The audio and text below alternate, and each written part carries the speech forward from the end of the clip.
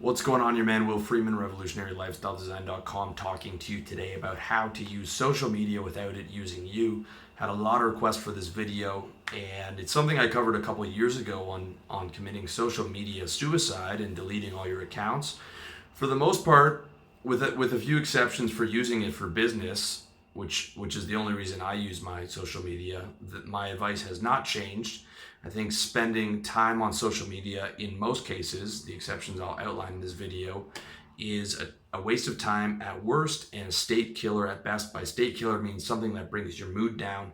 Okay, trolling through other people's fake highlight reel versions of their life for 2 hours almost will never make you feel good. All right. With that said, in the last few years, the social media, so to speak, game has changed. And I also recognize that a lot of guys haven't and won't give up their social media accounts. So the question is how to make them work for you, okay? The way that the game has changed is I no longer see a difference between social media and the internet. It used to be the internet, which is 99% Google search, and then social media where you could talk to your friends. Now, all those platforms have stepped their game up, and you can watch Facebook and get all your information from there. You don't have to use Google at all for search. You can get all your content from YouTube. You can get a lot of content even on LinkedIn now. So I don't see the internet and social media anymore. I see the internet is now 5 or 6 different platforms. Some of them interact with each other. Some of them are complete ecosystems within themselves. So you've got Google search, YouTube, Facebook, Twitter, LinkedIn, and Instagram. You've also got Amazon, but that's sort of outside the scope of this video. So I want to give you how I use those platforms as well as how I think that you should use those platforms. So number one is Google search. Google is still my primary method of getting content. I use it for primarily personal improvement content, health, wealth, relationships, lifestyle. So that's what I recommend you use it for primarily. You also got the option of using feed aggregators and bookmarking sites like revolutionarylifestyledesign.com. It's a bit old school, but I still love my bookmarks. Also got the option of subscribing to relevant personal development sites through an email newsletter. Again, you can go ahead and subscribe to mine. I would stay away from most forums, however. Some are useful to browse for information, but a lot of them are not a good use of time. You've got, a guy might have a great site, but then he's got a forum and you've got all kinds of people that you don't know what they look like. You don't know what their credentials are. They're giving conflicting advice. It's part of the reason I don't have a forum is because I want to keep the narrative coherent and I don't want a bunch of guys on there misinterpreting what I say or guys that I don't know giving advice. I want to keep that narrative coherent. And again, you can browse the forums, but I think hopping on a forum and spending all your time on there is not a good idea, unless I choose to have a forum in the future. But I feel like forums are dying. If I was going to have anything, it would probably be a Facebook group at this time. Number two is YouTube. In the last few years, YouTube's become a massive resource for useful information as opposed to the cat videos that it was started with. Again, I recommend using it primarily for personal development content and subscribing. If you're going to subscribe to useful channels like mine, you can hit that subscribe button right now if you want. If you're going to watch stuff like comedy in your free time, that's cool, but I don't add that to your subscription list. Your subscription list on anything, newsletter or, Facebook or YouTube should be stuff that's going to create a better quality of life for you. You only have so much time a day. If you want to watch comedy videos, that's fine. Do it at the end of the day after work and just, search them as necessary. All right. Also stay away from news and negativity on YouTube. A lot of guys get into the political stuff. Guys, total waste of time. Okay. Total waste of time. As for business, all right, YouTube is a game changer. My YouTube channel is probably twice as big as my website, even though I've been doing my website for twice as long as YouTube. And I started my website in 2012. In today's game, you don't need a website. You can start on YouTube. You can pump out a bunch of videos and blow up fast. With that said, YouTube is not as good for monetization as a website. Like all the embedded links and the ads I have in the sidebar make me way more money on my site than on YouTube. But YouTube is awesome for blowing up your brand, and you can also do a tremendous amount of monetization through not so much from ads, but from linking to your business and courses and stuff. Again, like I don't recommend most of you guys going into self-improvement or personal development. It's so competitive and you have to be so knowledgeable in so many areas. But what I recommend for most of you is the service-based business. So you can use YouTube if you're if you sell real estate in Toronto. I mean, you can start posting up houses and condos and things of that nature and talking to people about how to invest. And even if you only have like 10,000 views a month, like when any potential client, can get you $30,000 in commission, that small amount of views is super valuable to you, at least, and because it's organic and it's free. So it's really useful for your business's brand. I think YouTube's a terrific resource for being able to build up the brand of your business, and probably my favorite resource right now. Number 3 is Facebook. Facebook, much like YouTube, has become an all-inclusive ecosystem, if not more so, because you can actually post and read full articles on Facebook. You can sell products on Facebook.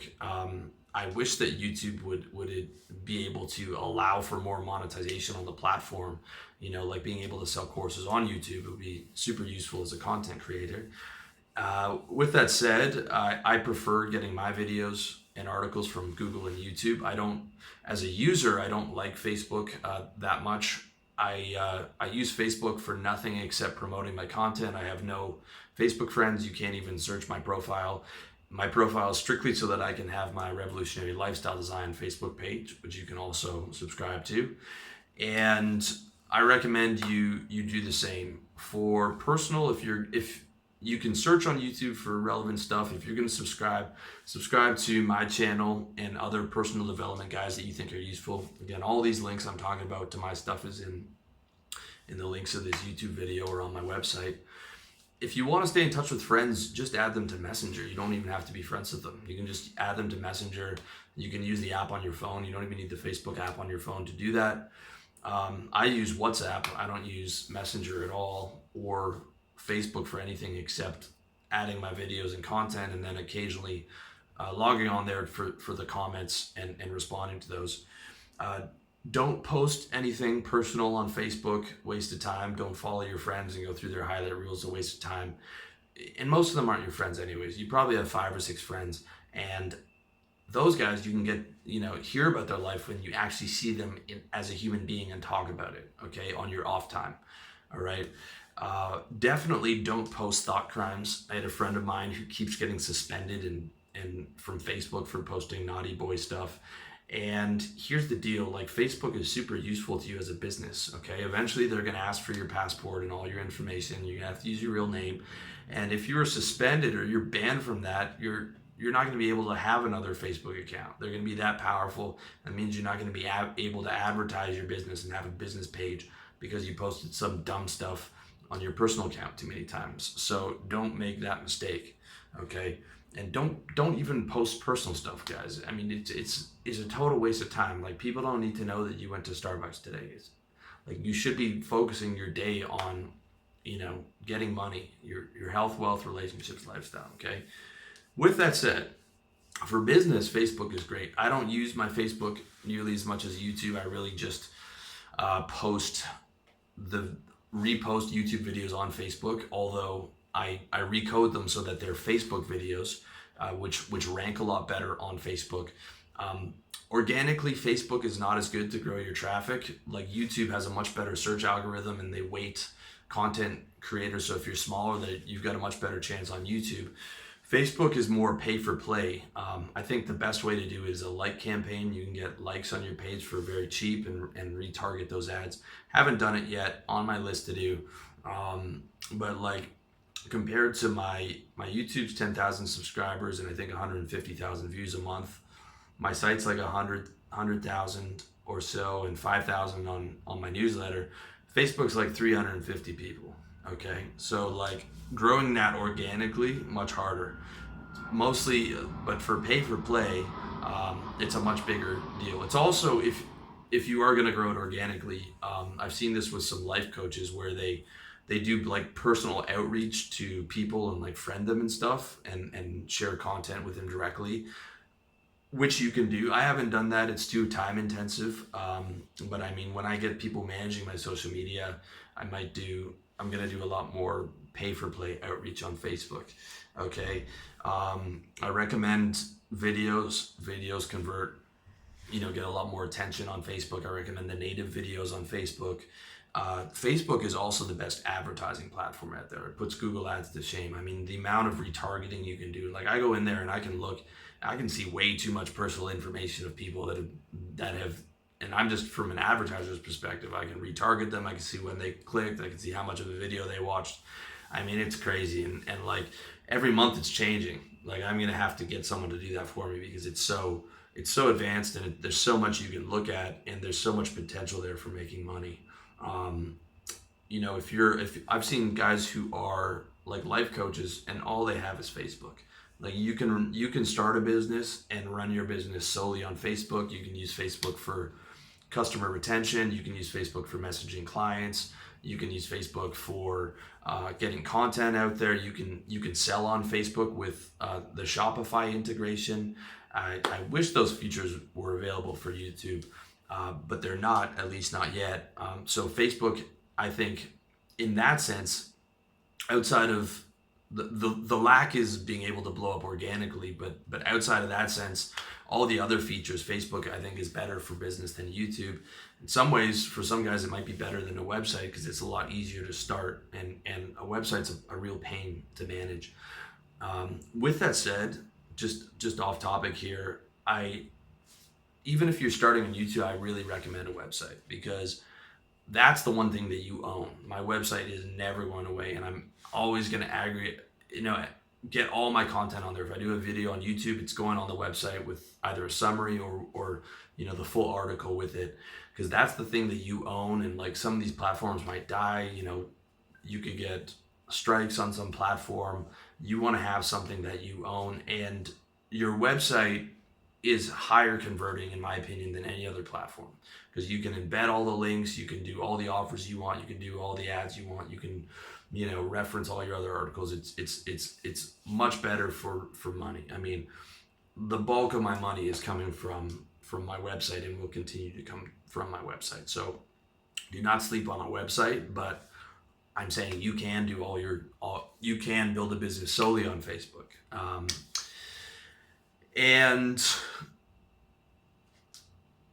So that's Facebook. Number 4 is Twitter. Okay, again, don't waste time posting personal stuff or watching your friend's Twitter feed. Okay. Also, even as a business, I see a lot of guys just posting little things here and there. That's okay, but it's like, I look at, guys are posting on there 30 times a day, and it's like, how much of those are converting to money? Okay. I know when I do a YouTube video, it doesn't convert as much as when someone's on my site, but I know that video will convert to money at some point, guaranteed. Especially when I have the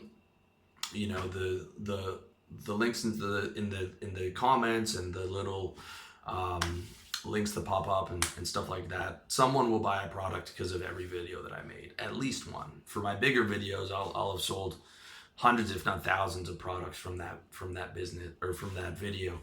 The Twitter, like, you can get more interest by just posting things, but I use mine strictly for posting new content. I'm like, here's something that's valuable, and the conversion rate's actually better than my newsletter from Twitter. The conversion rate, at least for me, is quite good. You can experiment with paid tweets. I haven't done that yet, but I've heard some people doing well. I find the conversion rate quite good on Twitter. It's a much smaller ecosystem. Okay, you can use it as an aggregator. Again, I recommend it for just personal development stuff that's going to add to your life. But for a business, it's not bad, and you can grow it faster than an email newsletter by following people and retweeting stuff. That's a bit of a time waste, or a time suck. But if you have someone managing that for you, you can grow it definitely faster than a newsletter. Number 5 is LinkedIn. Okay, LinkedIn now has stepped their game up. You've got shorter videos on there. You can use it for an aggregator for personal development content. I don't think it's the best one. I think if you're looking at getting your information, and again, no news or negativity. I think Google search, YouTube, and Facebook are the best. I use Google search and YouTube primarily for mine. But LinkedIn is best served for promoting yourself and your image as a business. The big thing though for LinkedIn, which is LinkedIn Premium, which is a salesman's dream. That was just starting to get good as I left sales, and that is the best way to get hold of finding and then getting a hold of decision makers. Like you can email some decision makers or message them on LinkedIn, but I mean, you get their number, you get their email. I mean, you can call them, you can find out who it is, and then when you're on the phone, you can like ask to speak to John Smith, the VP of marketing. It really gives you a lot more information for calls and things of that nature. Also lets you keep in touch with people who might be valuable to your business in the future, guys you work with or something along those lines. And you can use it to promote your content. I think it's going to continue to evolve. I have a profile. I haven't used it. I will at some point. I'm already have so many projects and so many platforms and content that I'm trying to get out and all these things. Again, I'll probably use it and have someone to repost my content on there, as well as building on my profile a little bit. Number 6 is Instagram.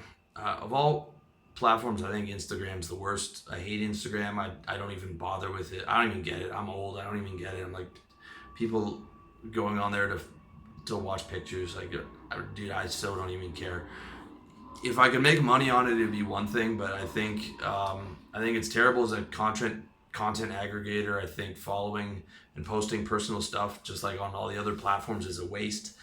For business, the conversion rates are much lower. Like for a while, they didn't even let you put a link in your pictures. I think now you can, or like you have to dig in there. I mean, I just think it's so terrible. I don't get it. You can't post long form content or vids, so that means that like I can't, like these videos are what get people engaged. Like actual articles are what people get engaged and get to buy into me. Okay, if you're Kylie Jenner or whatever, you know, some big celebrity, you can post your lipstick on Instagram and make a lot of money. But for most people, I think as a platform for making money, it's the worst. With that said, I know it can be monetized for certain industries like fitness, guys just posting shirtless pictures all day who are personal trainers. You know, for personal brands, it can be used. I know people make money selling products on Instagram. I'll admit, I don't know much or anything about making money on Instagram. I would only use it if you're like really good at it and you know how to monetize. Otherwise, I would focus on other platforms and focus on blowing up on those. You can always blow up on one platform and then have your cash coming in, and they get other people to manage your other platforms and help, you know, blow them up, which is what I'm in the process of doing. So that's it. Those are my recommendations. I hope you found the video useful. As always, all those links and stuff you can check out in the YouTube links below. Link to subscribe to all my stuff. You can subscribe to my website, subscribe to my YouTube channel, and you know, keep getting that solid, useful personal development content. Thank you so much for watching. Wish you all the best in your self-improvement journey.